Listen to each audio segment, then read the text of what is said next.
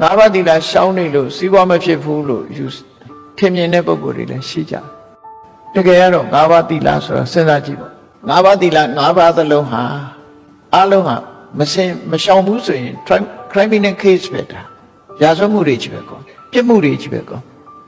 ဆိုတော့ပါဏာတိပါဒမရှောင်ဘူးဆိုလူတွေမှာတော့ပါဏာတိပါဒတတ်လို့ရတဲ့အကောင်ရှိတယ်တတ်လို့မရတဲ့ဟာရှိတယ်ဟိုကလူတော့တော့မတတ်ဒီပြင်ကောင်တွေတော့တတ်လို့ရတယ်လို့ယူဆကြတယ်ဘုရားရဲ့ဆုံးမမှာတော့မဟုတ်ဘူးဘယ်သက်တော်ကမှမတတ်ကိုကျင်းစာတရားနဲ့မေတ္တာနဲ့ထားဘယ်သက်တော်ကမှမတတ်ရအဲ့တော့တတ်ချင်းဆိုတဲ့ဟာ criminal case တခုပဲတရားရုံးတွေမှာကြည့်ရင်ဘာနဲ့အပြစ်ဒဏ်ကြလူသတ်မှုနဲ့အပြစ်ဒဏ်ကြဟောဒီလိုဟာမျိုးနဲ့လာတာလေအဲ့တော့တတ်တယ်ဖြတ်တယ်ဆိုတဲ့ဟာလေလူသတ်မှုဆိုတာရာဇဝမှုကြီးတခုဖြစ်တယ်အဲ့တော့ဘယ်တော်ကမှမတတ်ဘူးဆိုရင်ဒီရာဇဝမှုကိုယ်တဏ္ဍာမှာဖြစ်เสียအကြောင်းမရှိတော့ဒါကအဋ္ဌိဏဒါနဆိုတာသူများပဲပေးတဲ့ပစ္စည်းကိုယူခြင်းမှရှောင်အောင်မရှောင်ဘူးဆိုရင်ဘာဖြစ်လဲသူများပစ္စည်းကိုလင်းယူတယ်ညားယူတယ်ခိုးယူတယ်မမမကန်ပစ္စည်းတွေနဲ့လဲယူတယ်အဲ့ဒီလိုလုပ်တယ်ဆိုရင်ဒါလည်း criminal case တစ်ခုဖြစ်သွားတယ်ရာဇဝမှုတစ်ခုဖြစ်သွားတယ်ဟာပစ္စည်းခိုးလို့တယ်တခိုးတမြဟာအဋ္ဌိဏဒါနမလုံလို့ဖြစ်တာပေါ့အဋ္ဌိဏဒါနလုံလို့ရှိရင်တခိုးတမြမဖြစ်လူသက်ပြီးပစ္စည်းယူသွားတယ်ပြစ်မှုတွေကမြန်မာလူမျိုးတွေမကြားခြင်းအဆုံးပဲလေနော်လူလက်သက်တဲ့ပစ္စည်းတွေယူသွားတယ်ဒါရာဇဝမှုတွေပဲအကယ်၍သာငါးပါးသီလလုံးနေမယ်ဆိုလို့ရှိရင်ဒီပြစ်မှုမျိုးတွေကပေါ်မှာမဟုတ်ဘူးနောက်ကာမေတုမိစ္ဆာစာရကြည့်ကာမေတုမိစ္ဆာစာရဆိုတာမိသားစုတွေရှိကြတယ်ကိုမိသားစုကိုဂုဏ်သိက္ခာရှိနေကြထိုင်တယ်ဂုဏ်သိက္ခာကိုပြည့်ရွှင်စေရိတ်လုပ်တယ်တို့ဘာလို့ဆိုတာဒီခုခေတ်မှာမကြားခြင်းအဆုံးပြစ်မှုကြီးတစ်ခုဖြစ်နေအဲ့ဒီပြစ်မှုကြီးဟာလည်းပဲကာမေတုမိစ္ဆာစာရဝေရမဏိဆိုဒီကိုချင်းသီလပြည့်လိုက်တာနဲ့တပြိုင်နက်ဒီပြစ်မှုဟာပျောက်ကွယ်သွားနိုင်တယ်လေအခုတော့ဒီပြစ်မှုကြီးကလောကကြီးမှာနေရာတကာမှာမကြားခြင်းအဆုံးလို့ဖြစ်လာတယ်အဲ့တော့ငါးပါးသီလလုံလိုက်မယ်ဆိုရင်ဒီပြစ်မှုတွေရှိလာမှာမဟုတ်ဘူးပေါ့နောက်ဘုဒ္ဓဝါဒဝေရမဏိစကားပြောရင်တစ်ဖက်သားအကျိုးပြပြအောင်လေးလေးစားပြောတာမျိုးရှောင်းတယ်မန္တဝဒပြောတယ်လောကလူတွေကလိန်ပြောရမှအစဉ်ပြေတယ်လို့ယူဆကြတယ်မဟုတ်ပါဘူးပြောကြရှင်မှန်တိုင်းပဲပြောလို့ရတယ်သို့တော့မြတ်စွာဘုရားတုံ့တင်ဆုံးမထားတာချီပါဇက်ဆိုတာမပြောဘဲနေလို့လည်းရတာပဲလေလိန်ပြောမှမဟုတ်တာအဲ့တော့လိန်ရမယ်ဆိုလိန်ပဲနေမယ်ပေါ့မပြောဘဲနေမယ်ပေါ့လိန်လိုက်လို့ရှင်လိန်ထားတဲ့အကြောင်းအရာတစ်ခုကပေါ်လာလို့ရှင်ဒီလူဟာလူလိန်ဆိုပြီးတော့သိပြီးတော့မယုံကြည်ကြတော့ကိုလိန်လိုက်တဲ့အတွက်ကြောင့်တစ်ဖက်သားမှာအကျိုးပြတ်သွားရင်ပို့ပြီးတော့ဆိုးတဲ့ပြစ်မှုတစ်ခုဖြစ်လာတယ်တစ်ဖက်သားကိုထိခိုက်နေတာ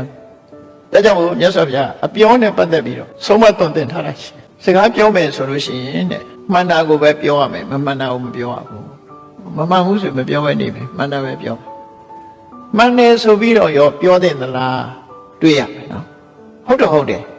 ဒါပေမဲ့ဟုတ်တိုင်းပြောရမလားလို့ဆိုမြတ်စွာဘုရားအကျိုးရှိမှပြောအကျိုးမရှိရင်မပြောနဲ့အကျိုးရှိတယ်ဆိုတာဒီလိုပြောလိုက်တဲ့ဖြင့်ကိုယ့်အတွက်လည်းအဆင်ပြေတယ်သူ့အတွက်လည်းအဆင်ပြေတယ်အဲ့လိုကောင်းကျိုးချမ်းသာဖြစ်တဲ့စကားမျိုးပဲပြောမှန်တယ်အကျိုးလည်းရှိတယ်အဲ့ဒီလိုစကားမျိုးတောင်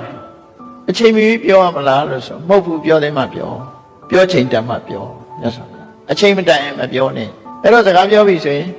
မှန်ရမယ်အကျိုးလည်းရှိရမယ်ပြောဖို့လည်းတင့်နေတဲ့အချိန်ရောက်ပြီဆိုမှပြောဒီလိုဆိုလို့ပေါ့ဟုတ်ပြီပြောပြီဆိုတာတောင်မှပဲစဉ်းစားလိုက်အောင်ဘယ်လိုပြောမလဲပြောတာကနှမျိုးရှိရိုင်းဆိုင်ကြီးပြောမှလားရင်ချင်းပြောမှလားဟောဆိုရိုင်းဆိုင်ဘယ်တော့မှမပြောနဲ့ရင်ချင်းပြောတစ်ဖက်သားနာခံတာတဲ့စကားနဲ့ပြောပို့လိုက်ဆိုတာရှိတယ်နော်ရင်ချင်းရမယ်ရင်ချင်းပြောဟုတ်ပြီရင်ချင်းပြောတယ်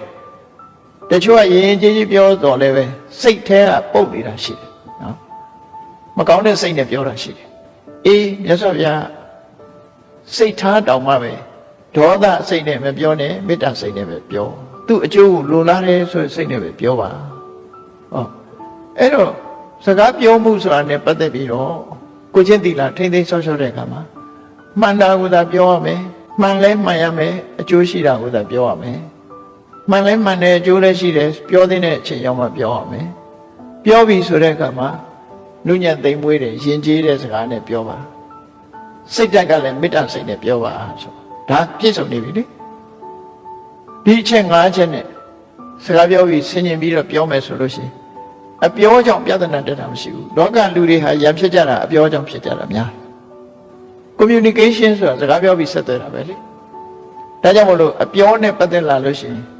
အခုလိုထိမ့်သိမ်းဆောင်ရှောက်ကြအဲ့တော့မုဒ္ဒဝါဒဆိုရယ်လိန်ဒီပြောပြီးတစ်ဖက်သားအကျိုးဆုပ်ယုပ်သွားပြီဆိုရင်ပို့ပြီးတော့ပြစ်ကြီးလာအဲ့ဒါကြောင့်မလို့ဒါကိုလည်းရှောင်ရမယ်လို့ဒါလည်း criminal case ပဲ criminal case ဘာလို့လဲဆိုဘယ်မှာဖြစ်လိန်သွားတယ်နော်ဘယ်သူဖြစ်လိန်သွားတယ်ဆိုတာလေးလည်းရှိနောက်ဆုံး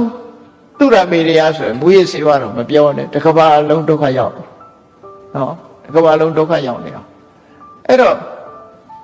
ဘုရားရဲ့အဆုံးအမရငါးပါးသီလလုံအောင်မယ်ဆိုတာလူတိုင်းဟာ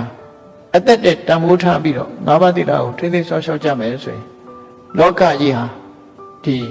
ပြစ်မှုတစုံတရာကျူးလွန်နေဆိုတာမဖြစ်လာတော့အဲ့တော့လူလောကမှာအဲ့ဒါမျိုးရှိခဲ့ဘူးလားဆိုရှိခဲ့ဘူးတယ်ဟုတ်ရှိရခင်တော့ဆိုရင်လိန်ပြောတယ်ဆိုတော့ဘယ်သူမှမကြားဘူးလိန်တယ်ဆိုတာမရှိဘူးစေတီယမင်းလက်ထက်မှာဆိုတော့လိန်တာမကြားဘူးလို့သွားပြီးတော့ဝိုင်းကြည့်ကြလိန်တယ်ဆိုတာဘယ်လိုဟာလဲနော်လိန်တယ်ဆိုတာကိုရိတ်ခါယူပြီးတော့သွားပြီးကြည့်ရတဲ့အနေအထားမျိုးအဲ့ဒါလို့စင်ကြယ်တဲ့လူလောကကြီးဟာတစ်ချိန်တစ်ခါတော့ဖြစ်ခဲ့ဘူးလေခဏခေတ်တော့ဒါတွေအားလုံးဟာရိုးသွားတယ်နော်ရိုးသွားတော့စင်ကြယ်တဲ့အနေအထားပြပြလာ